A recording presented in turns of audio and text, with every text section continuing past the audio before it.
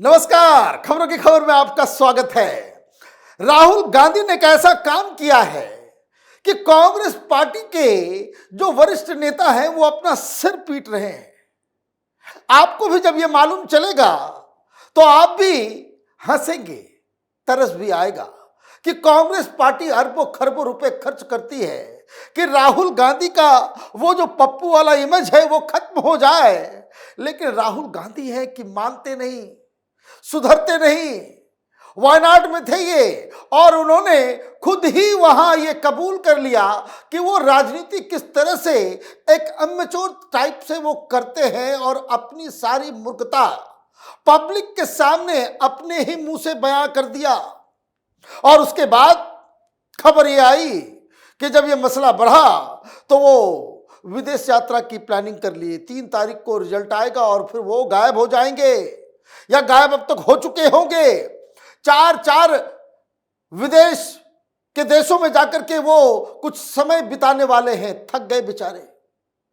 जब भी चुनाव आता है या फिर 1 महीने के अंदर हिंदुस्तान में रहते रहते इनका मन जो है व्याकुल हो जाता है। ये कहते कि अब यहां रहना ठीक नहीं है, कुछ दिन बाहर घूम सैर सपाटा करना जरूरी होता है।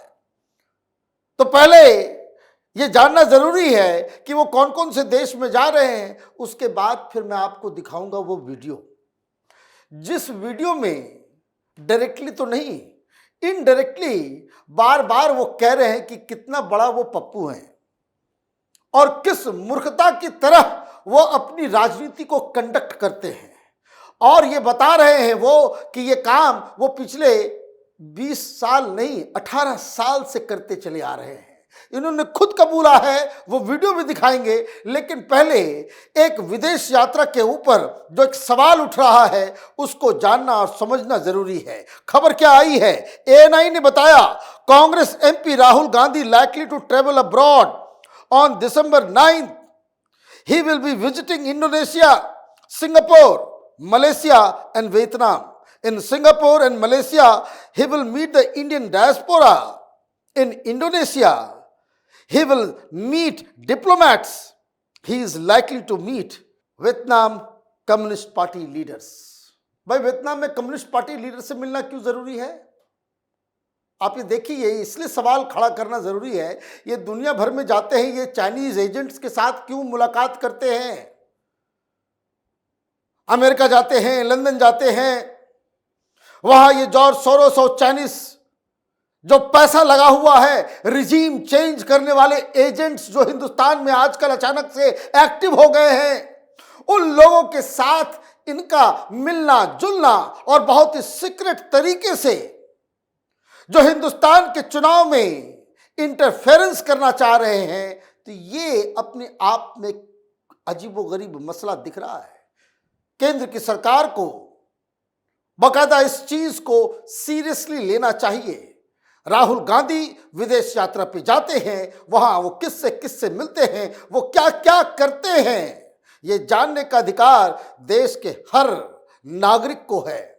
इस देश में कोई राजनीति में है, कोई सांसद है, कोई मंत्री है, और जो कोई मुख्यमंत्री बनना चाहता हो, प्रधानमंत्री बनना चाहता हो, ऐसे लोगों के ऊपर तो पूरी नजर होनी चाहिए। उनका समस्त जीवन, आचरण, व्यवहार वो पब्लिक डोमेन में होना चाहिए। तो ये वियतनाम में कम्युनिस्ट पार्टी, ये जो चाइनीज एजेंट्स वहां पे जो बैठे हुए हैं वियतनाम के अंदर, उससे क्यों मिलना चाहते हैं, इसका जवाब कांग्रेस पार्टी दे। लेकिन कांग्रेस पार्टी की तो उलझन अलग है। वो लाख कोशिश करते हैं कि राहुल गांधी को एक सीरियस नेता, एक देश को जोड़ने वाला, तो एक पढ़ा लिखा, एक फिलोसोफर, पता नहीं वो क्या क्या इमेजिनेशन में चलते हैं। लेकिन राहुल गांधी ने वायनाड में अपनी सारी पोल पट्टी खोल दी। और ये पोल पट्टी ऐसी है कि जो कैपिटल टीवी के परमानेंट व्यूअर्स हैं उनको इस तरह की बातें मैं कई बार बता चुका हूं कि राहुल गांधी इतने अमेच्योर लीडर हैं कि जब वो अपने नेताओं से बात करते हैं तो नेताओं को भी अब समझ में आने लग गया है कि भाई वो क्या है राहुल गांधी की साइकोलॉजी। और कई लोग तो ऐसे हैं जो राहुल गांधी के मिलने के बाद इतने डिसअपॉइंटेड हो गए कि उन्होंने पार्टी तक छोड़ दी। वो क्यों? उसका पूरा राज वो खुद बता रहे हैं राहुल गांधी अपनी जुबानी। सुनिए इन्होंने क्या कहा। दरअसल ये वीडियो वायनाड का है, साथ में ट्रांसलेटर भी बोल रहा है। ये अंग्रेजी में भाषण दे रहे हैं, लेकिन साथ में वो जो ट्रांसलेटर्स जो बोल रहा है उसको मैंने हटा दिया है कि ताकि उनका पूरा बयान कंटिन्यूटी में हो। बाकी कोई बात उसमें एडिट नहीं की गई है। एडिटेड हिस्सा सिर्फ उतना ही है जो ट्रांसलेटर बीच में बोल रहा था। जरा इस वीडियो को सुनिए, फिर इसके ऊपर हम चर्चा करेंगे। Now, you know, I meet many politicians all the time. And as you know, politicians are quite smart people. Today's politicians, they will only show you what they want to show you. So I've also had to navigate this. I meet many politicians. I have to make an assessment. What is he like? You know, they'll come, very simple clothes. Then, you know, no expensive watch. Phate hue joote. And then afterwards you go to his house and he's got a big BMW there. First, in the beginning, I would look at the watch and no watch, then I'd say, okay, he doesn't wear an expensive watch. So I do this type of calculation. But these guys, they're too smart. They know what you're looking for. So I had to come out with some new technology where I can judge, you know, the person, the politician or the person quickly and accurately. So it took me 20 years. But no 20, but it took me 18 years. But after 18 years, I found out the bulletproof way of finding this out, where it is impossible for the person to hide the truth. So what I do is when somebody comes, I'll say, hello, how are you? And meet them. And, you know, they'll do their whole thing. And then after that, I'll say, can you do me a favor? Can you send me your children? I want to meet your children. And I found that with the children, the truth cannot be hidden. So the father can say, the father can show, not wear a watch, but the child will come with the watch. तो ये आपने उनका बयान देखा। वो क्या कह रहे हैं? वो ये कह रहे हैं कि मैं एक ऐसा लीडर हूं जो किसी भी नेता, कांग्रेस पार्टी के किसी नेता के बारे में फैसला लेता हूं उसकी घड़ी देखकर, उसके जूते देखकर, उसके कपड़े देखकर।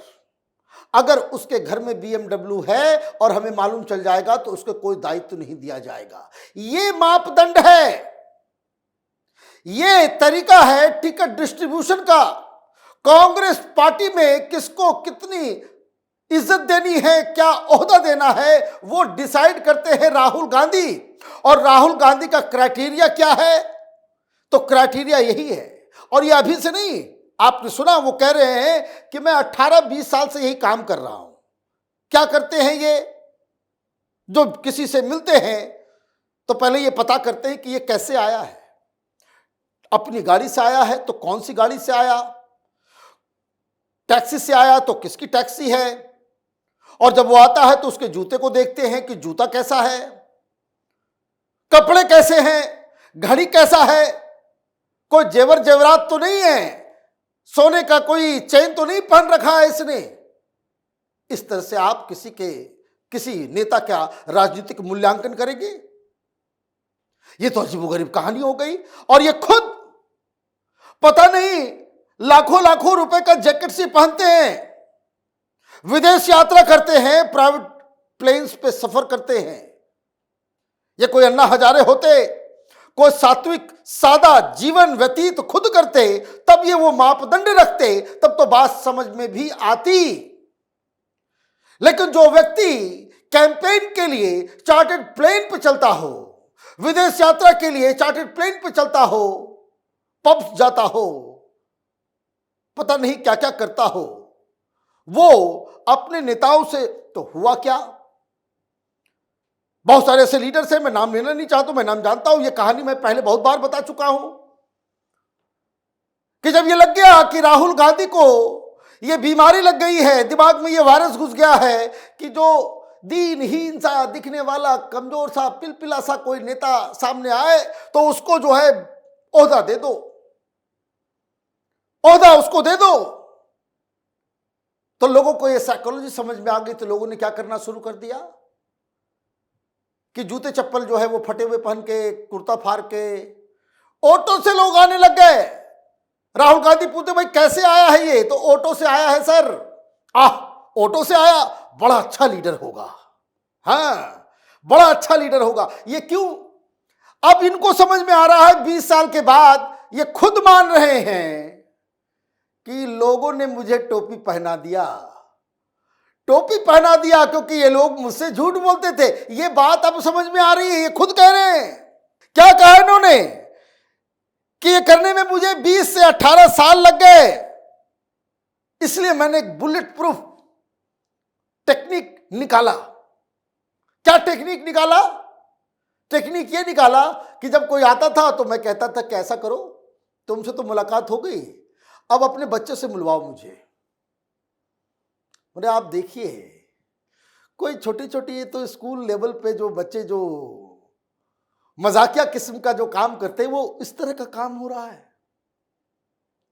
ये महात्मा गांधी, जवाहरलाल नेहरू, इंदिरा गांधी की पार्टी का हाईकमांड है। ऐसे व्यक्ति के हाथ में अपोजिशन खेलेगी। कितना इमेच्योर, कितना इसको कह सकते कि हल्कापन है इसके दलीलों में। भाई बच्चे से मिलना है, और ये भी कह रहे कि हमारे पास लोग आ जाते थे, फटा हुआ चप्पल होता था, फटा हुआ कुर्ता होता था, और बाद में मालूम चलता था कि उसके घर में बड़ी सी BMW गाड़ी लगी हुई है। अरे भाई ये तुम्हारी होशियारी नहीं, तुमको कांग्रेसी बेवकूफ बना रहे थे। लोगों को समझ में आ गया था तुम्हारी साइकोलॉजी, और इसलिए तुमको ये पप्पू बना रहे थे। ये मत बोलो कि बीजेपी वाले पप्पू कहते हैं, ये कांग्रेसी तुम्हें पप्पू समझ रहे हैं। यही तुमने अपने बयान में कहा, और मुझे समझ में नहीं आ रहा, कई सारे लोग कह रहे कि वाह कितना अच्छा है, 18 साल, इतनी छोटी सी बात में आपको पता नहीं चल पाया। एक व्यक्ति को आप रख लिए होते 18 साल पहले कि जिससे मुलाकात कर रहे हो उसका बैकग्राउंड चेक करके बता दो, कभी कोई कंफ्यूजन नहीं होता, कोई तुमको पप्पू नहीं बनाता।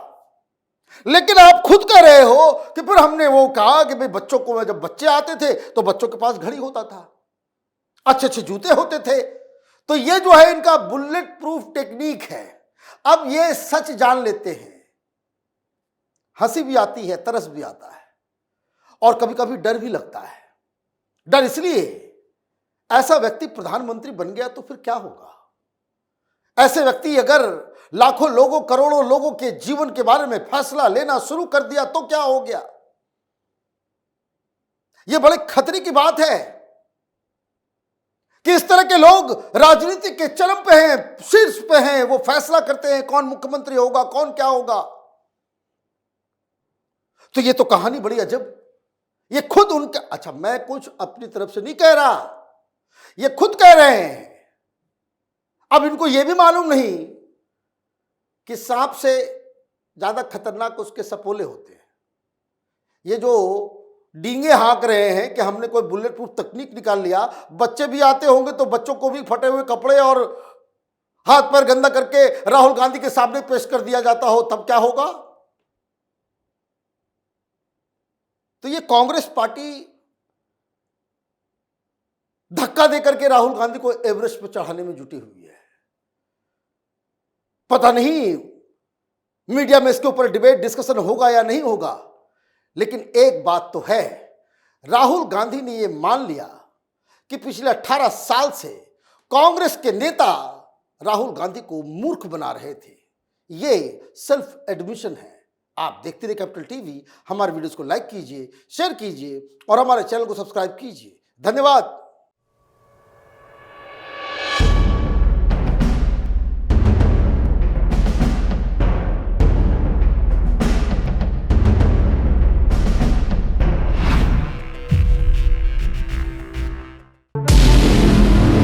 हमारे व्रत, हमारी परीक्षा, लक्ष्य तक पहुंचने की हमारी संयमित प्रतीक्षा।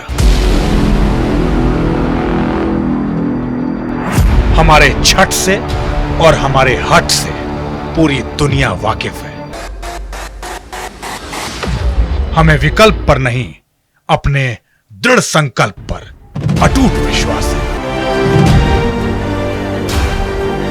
क्योंकि हार हम मानेंगे नहीं, और विपरीत परिस्थितियों पर प्रहार हम छोड़ेंगे नहीं जब तक हमारी जीत सुनिश्चित नहीं हो जाती, क्योंकि हम बिहार से हैं।